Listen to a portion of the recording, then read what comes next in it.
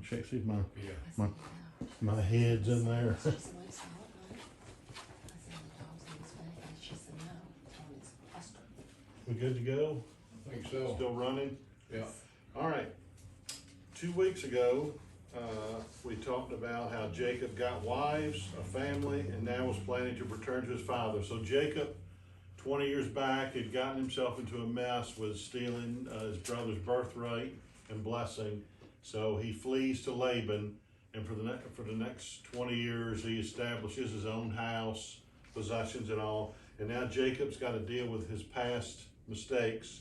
And so today we talk about how he starts to first get things right with Laban, and then he makes preparation to confront Esau again. So Genesis 31, we'll begin with a long section here, 1 to 16.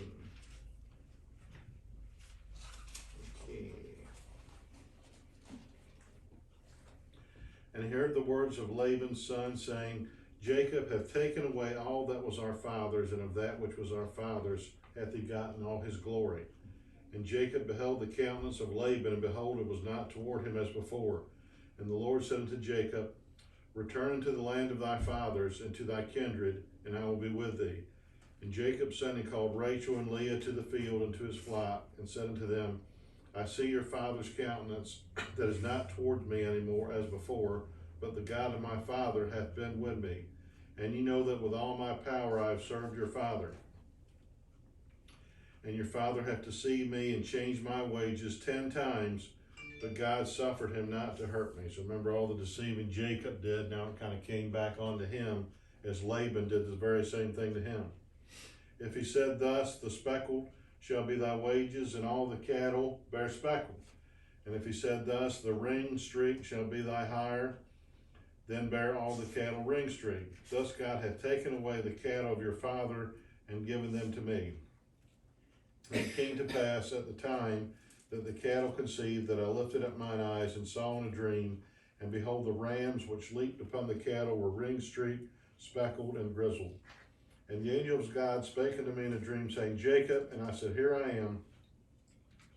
And he said, Lift up now thine eyes, and see all the rams which leap upon the cattle are ring-streaked, speckled, and grizzled, for I have seen all that Laban hath done unto thee. I am the God of Bethel, where thou anointest the pillar, and where thou vowest a vow unto me. Now arise, get thee out from this land, and return into the land of thy kindred. And Rachel and Leah answered and said unto him, Is there yet any portion or inheritance for us in our father's house? Are we not counted of him strangers? For he hath sold us, and hath quite devoured also our money. For all the riches which God hath taken from our father, that is ours and our children's. Now then, whatsoever God has said unto thee, do. All right. So what Jacob does there, you see, he's lost favor with Laban. He's going to leave and return to his father's house. He summarized how the Lord has blessed him. When he does, he gives a summary of how the flocks and how the Lord's spoken to him in dreams and given him his blessing, and how he's made him prosperous. Now it's funny, as the Lord appeared to Jacob in a dream as he was leaving to go to Haran. Now he's appeared to him another dream and saying, Go back now to your father's house. Point of note, remember before Jacob deceived Isaac and Esau with the blessing, Isaac had called him in there and said, I'm about to die. This is 20 years later. Isaac's still living, so it's probably on the timing of the Lord. Maybe he let Isaac think he was dying so Jacob could get this blessing. He appears to him to a dream again, tells him to go back to the land of his birth. And we see the last part of this portion. He talks it over with Rachel and Leah, and they seem to say, hey, our fathers basically treated us like property. You know, take your money with what you've earned, and let's go and get out of this land. So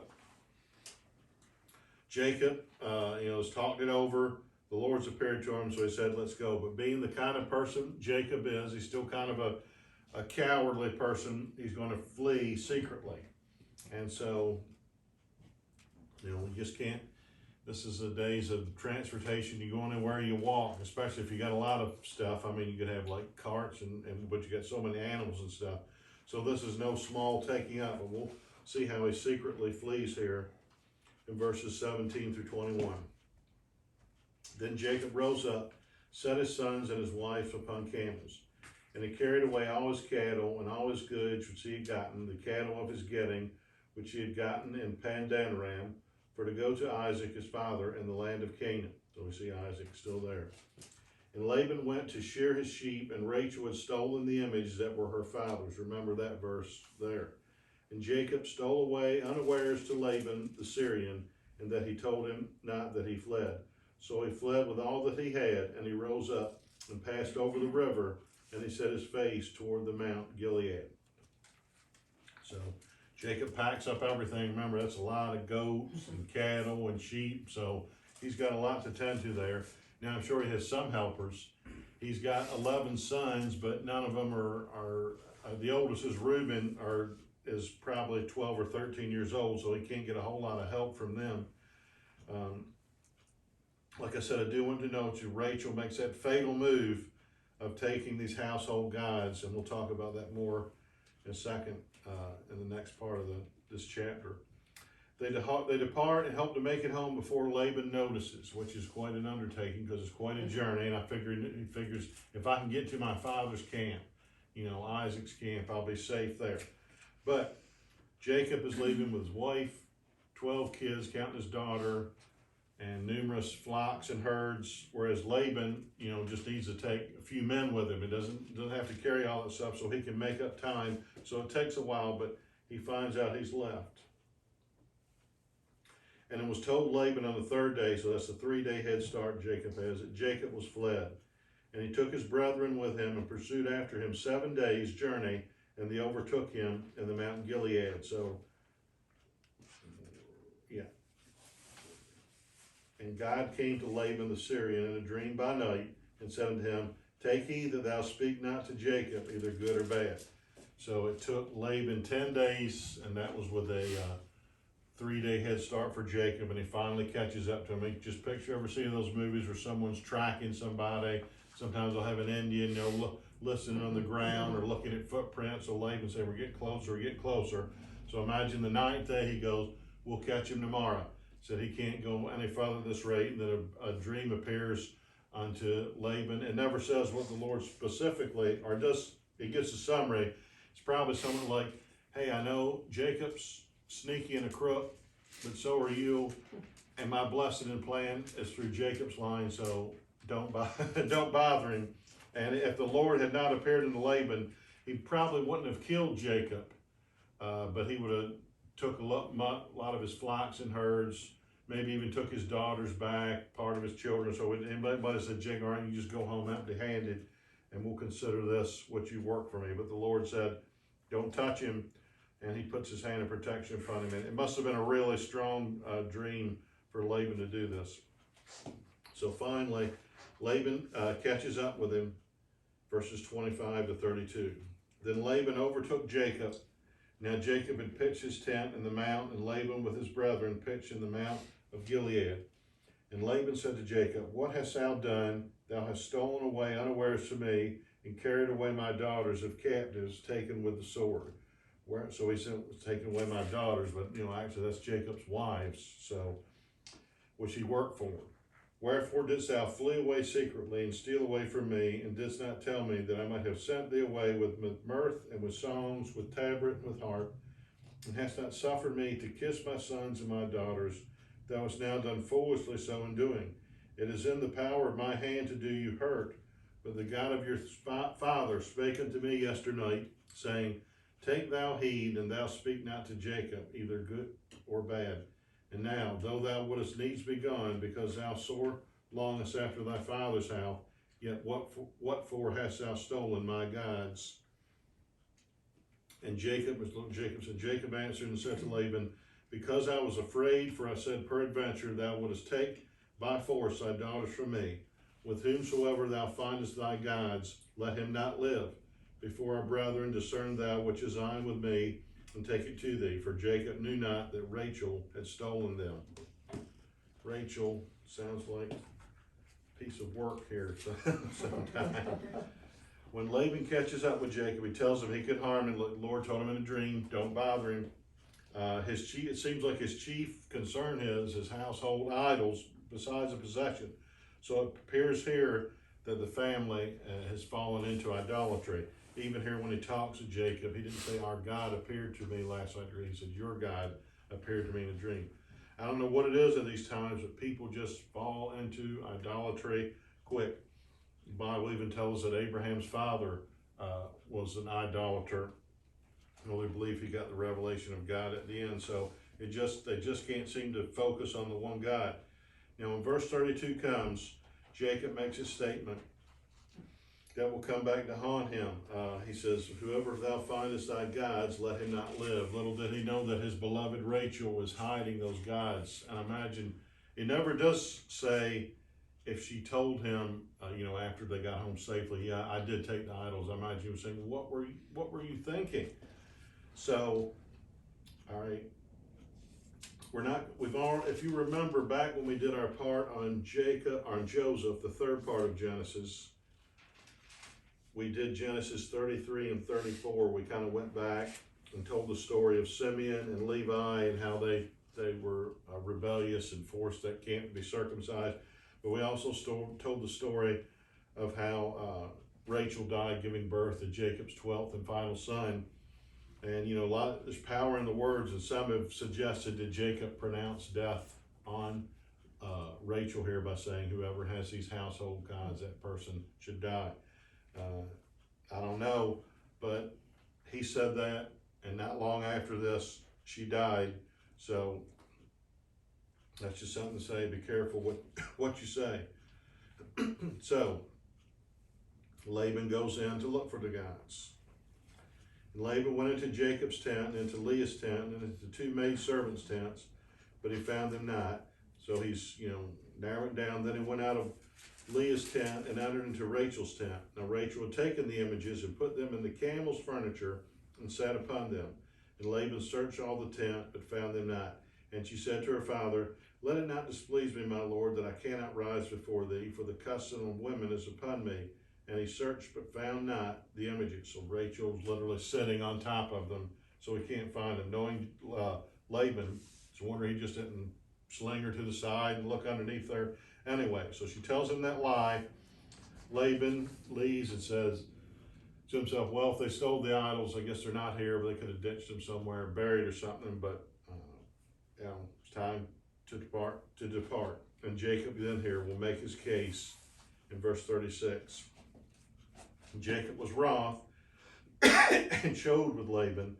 And Jacob answered and said to Laban, what is my trespass? What is my sin that thou hast so hotly pursued after me? And you think of it as like if you packed up everything that you had worked for, earned, put it all in a truck and took off with it secret by night, and 3 or 4 days later, your father-in-law catches up with you and tells you, where you're going.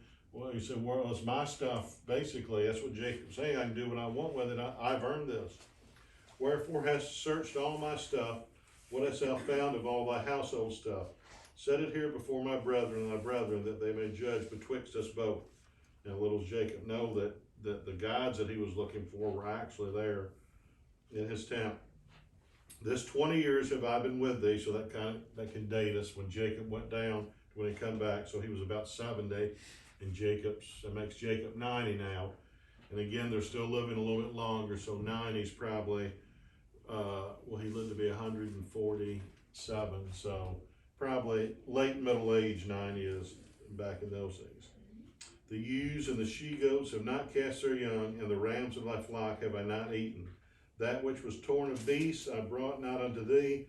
I bear the loss of it, and of my hand didst thou require it, whether stolen by day or stolen by night. There I was in the day, the drought consumed me, and the frost by night, and my sleep departed from mine eyes. Thus have I been 20 years in thy house. I served thee 14 years for thy 2 daughters, and 6 years for thy cattle, and thou hast changed my wages 10 times. So it means over that 20 years, 10 different times, Laban changed his salary. Except the God of my father, the God of Abraham, and the fear of Isaac had been with me, surely thou hadst sent me away now empty. God hath seen mine affliction and the labor of my hands, and rebuked thee yesterday. So Jacob tells Laban, makes his case again, how he's worked for him these past 20 years. If it wasn't for his, relationship to him, he'd have nothing. Now he makes his break. He's saying, all this stuff, I believe you literally would take from me if God hadn't appeared to you in the dream that night. So he makes his case, and they seem to be coming towards where they're going to kind of make peace with each other and depart in peace. And I mean, Laban said, everything Jacob said is true. He knows he's worked for his things. He's got the Lord's favor upon him. He's about to return to his father's household. So I guess Laban says, all right then, let's make a covenant. And that's what they do in verse 43. This is a long chapter. We'll close out this chapter here.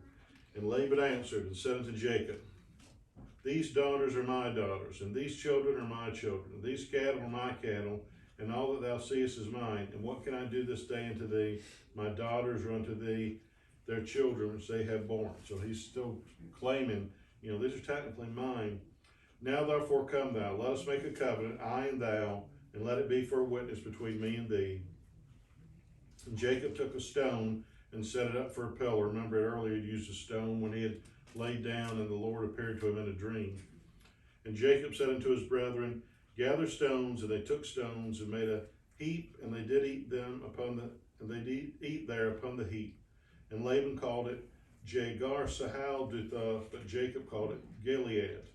And Laban said, this heap is a witness between me and thee this day. Therefore was the name of it called Gilead. And Mizpah, for he said, the Lord which between me and thee, when we were absent one from another. If thou shalt afflict my daughters, or if thou shalt take other wives besides my daughters, no man is with us. See, God is witness between me and thee. And Laban said to Jacob, behold this heap, and behold this pillar, which I have cast betwixt me and thee. This heap be witness, and this pillar be witness, that I will not pass over this heap to thee, and that thou shalt not pass over this heap and this pillar unto me for harm. The God of Abraham and the God of Nahor, the God of their father, judge betwixt us. And Jacob sware by the fear of his father Isaac. Then Jacob offered sacrifice upon the mount, and called his brethren to eat bread, and they did eat bread, and tarried all the night in the mount. And early in the morning Laban rose up and kissed his sons and his daughters and blessed them, and Laban departed and returned to his place. All right, they close out their relationship, probably the last time they'll ever see each other. Laban says goodbye to his daughters and his grandsons. Note that each, they say the God of Abraham and Nahor. So Jacob's grandfather was Abraham, and Laban's grandfather was Abraham's older brother Nahor. So they're second cousins there. He sends a message. Each of the grandfathers were brother. Jacob makes a covenant with Laban. They've buried the hatchet. Laban, reluctantly, I guess, agrees these possessions are yours. And now Jacob has got that straight. So he's taken care of one obstacle in his life. He's secured what is his. He's made quite amount of wealthy things now, quite much possessions. He's in good favor with Laban, leaves in peace. Now there's another issue. Now he's got to deal with his brother Esau, and he has to make that right too. So these are the two main issues in his life. So we'll go into the next chapter, verse 32. Jacob went on his way, and the angels of God met him. And when Jacob saw them, he said, this is God's house. And he called the name of that place Mahanaim. And Jacob sent messengers before him to Esau his brother unto the land of Seir, the country. And he commanded him, saying, thus shall you speak unto my lord Esau. Thy servant Jacob saith thus, I have sojourned with Laban and stayed them until now. And I have oxen and asses, flocks and manservants, women servants, and I have sent to tell my lord that I may find grace in thy sight. So it's been 20 years. It's almost kind of like the Joseph story. Remember, Joseph was, his brothers had did him wrong, though Joseph was a lot more righteous person than Esau. Maybe Esau had, time had passed, and he got a family of his own and possessions, and maybe he almost forgot about it. And then he gets word, it's been 20 years, and he thinks back of the deception that Jacob had did to him. And so Jacob is realizing his father's getting older. He must make this right. So he sends this message, he said, before I even enter the land, I'm going to send a whole bunch of gifts in front of me, and hopefully that'll kind of soften things, and Esau, will be able to forgive me. Now the first message Jacob receives, imagines, causes a little concern, verses 6-8.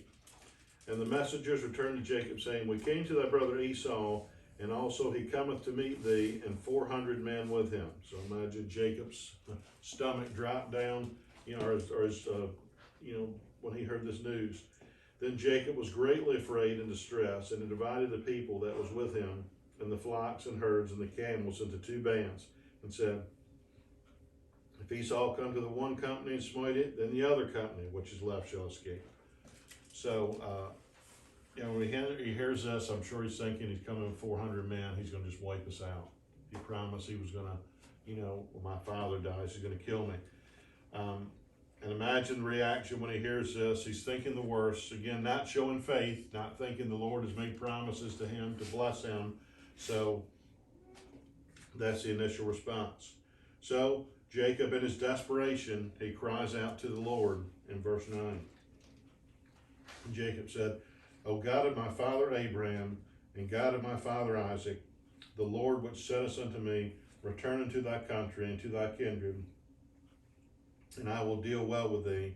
I am not worthy of the least of all the mercies and of all the truth which thou hast showed unto thy servant. For with my staff I have passed over this Jordan, and now I am become 2 bands.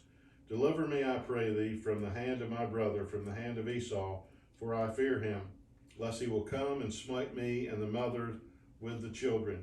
And thou saidst, I will surely do thee good, and make thy seed as the sand of the sea, which cannot be numbered for multitude. Jacob hears this, he goes to prayer. That's the time to call upon the Lord, gives thanks to the Lord for all of his blessings, and he reminds him, Lord, the promises you made. So he said Esau could take all of these things, so he's struggling with his faith, so he's reminding the Lord of the promise. We see a little bit of the faith of his father Abraham. As you know, when Abraham was offering Isaac, he was going to say, literally, all right, Lord, I've killed him. You've made the promise that through him my seed will come, so raise him from the dead. So Jacob is saying, to his mind, he's thinking Esau's probably coming to kill him. He said, Lord, you made your promise to me, so can you fulfill this and protect me from the hand of my brother? So here they prepare to meet, verses 13 to 23.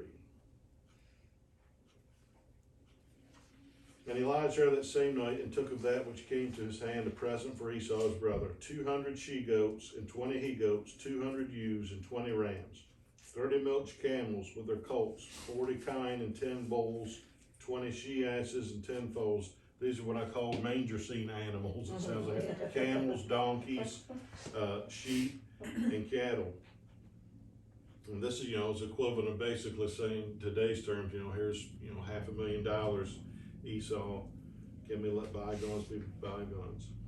And he delivered them into the hand of his servants, every drove by themselves, and said unto his servants, pass over before me, and put a space betwixt drove and drove. And he commanded the foremost, saying, when Esau my brother meeteth thee, and ask thee, saying, whose art thou, and whither goest thou, and whose are these before thee? Then thou shalt say, they be thy servant Jacob, as a present sent unto my lord Esau, and behold also he is behind us. And so commanded he the second and third, and all that followed the drove, saying, on this matter shall you speak unto Esau when you find him. And say ye moreover, behold, thy servant Jacob is behind us, for he said, I will appease him with the present that goeth before me, and afterward I will see his face, peradventure he will accept of me. So went the present over before him, and himself lodged that night in the company. And he rose up that night, and took his 2 wives, and his 2 women servants, and his 11 sons, and passed over the ford of Jabbok. And he took them, and sent them over the brook, and sent over that he had. So he separates his children from him, sends off the gifts, and prepares himself for meeting Esau. Remember, as a result of the blessing that Isaac gave him, because of Isaac's blessing, he's accumulated all these flocks and herds. And he sends an abundance to them, to Esau. separates his family, and now he waits and just puts his hope in the Lord's hand. And there, as this chapter closes out, we read about an divine encounter that Jacob has with the angel of God. So he's just sitting there maybe thinking, reflecting back over these last 20 years. He said, all right, Lord, I've made peace with my father-in-law. I've separated my children. I've sent gifts ahead, and I'm about to meet my brother. I put my life in your hands. Please protect me. And Jacob was left alone, and there wrestled a man with him until the breaking of the day. And when he saw that he prevailed not against him, he touched the hollow of his thigh, and the hollow of Jacob's thigh was out of joint as he wrestled with him. And he said, let me go, for the day breaketh. And he said, I will not let thee go, except thou bless me. Now this angel really, if he wanted to go, he could just paralyze Jacob and leave, but he's going to see how determined Jacob is. And he said to him, what is thy name? And he said, Jacob. He said, thy name shall be called no more Jacob, but Israel, for as a prince hast thou power with God and with men, and hast prevailed. And Jacob asked him and said, tell me, I pray thee, thy name. And he said, wherefore is that thou dost ask after my name? And he blessed him there. And Jacob called the name of the place Peniel. And look what it says here, for I have seen God face to face, and my life is preserved. And as he passed over Peniel, the sun rose up upon him, and he hollowed upon his thigh, or limped. Therefore the children of Israel eat not of the sinew which shrank, which is upon the hollow of the thigh, and to this day, because he touched the hollow of Jacob's thigh and the sinew that shrank. So the rest of his wife Jacob walked with a limp. Interesting interaction here. Jacob's made preparation, gives gifts, aligns the family, but now he begins to wrestle. But who is he wrestling with? We soon learn it's not a man Jacob is wrestling with. He tells him, I need to leave before daybreak. He asked him for his name. Why did he ask him that? What did Moses ask when he's called in the burning bush? What is your name? So it's really sounding like it could be a divine appearance. Jacob says, after the man is left, I have seen God face to face. So this is most likely what we call a pre-incarnate appearance of probably the Lord Jesus himself wrestling with Jacob. When God wrestles with somebody, the case is over. So he probably lets Jacob struggle with it. He's finally saying, I've had my hand upon you, Jacob, and you do deception your whole life. It's time for you to turn your dependence on me, and this seems to be a turning point. And I heard a preacher speak one time, he's saying, what did Jacob do all his life? Whenever trouble came, he gets up and runs. Well, now the Lord touches his thigh, leaves him with a limp, so Jacob can't run anymore. He's got to face his problems, and this seems to be a turning point. It was like a major point in Jacob's life, and he comes limping from this. I do want to go to Hebrews real quick as we close out the sermon. When he talks about, I heard this, heroes of the faith in Hebrews 11, notice what it says about Jacob. I've got to find it in here. Hebrews 11:21. By faith Jacob, when he was dying, blessed both the sons of Joseph and worshiped, leaning upon the top of his staff. And I heard a preacher say one time, basically implied, is he leaning because of that touch that the angel took from his hand, giving that lips? In other words, that final confrontation kind of dictated his life. But it seems like Jacob is even more spiritual the rest of his life. This was like a major encounter for him. And he's still got about a third of his life left, even though he's 90 years old.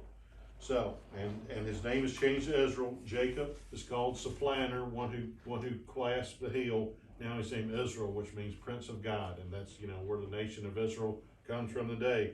It's not the nation of Jacob, it's the nation of Israel. All right, so as we finish this week, Jacob has been released from his 20-year service for his father-in-law, and now he's in the process of reconciling with Esau. And next week will be our final week on Genesis Part 3. So after next week, we'll have read every single verse of the book, all 50 chapters of the book of Genesis. We'll do chapter 33, And we already did 34 and 5 with Joseph, and then we'll do 36, just what happened to Esau, and then we'll wrap it up and make preparation for our next lesson. All right, well, let's close in prayer. Lord, we thank you for this time together. I ask that you bless the lesson, all the requests given, and remainder of the service today. In Jesus' name, amen. Yeah. Thank you, guys. I got just got to tell you, that's just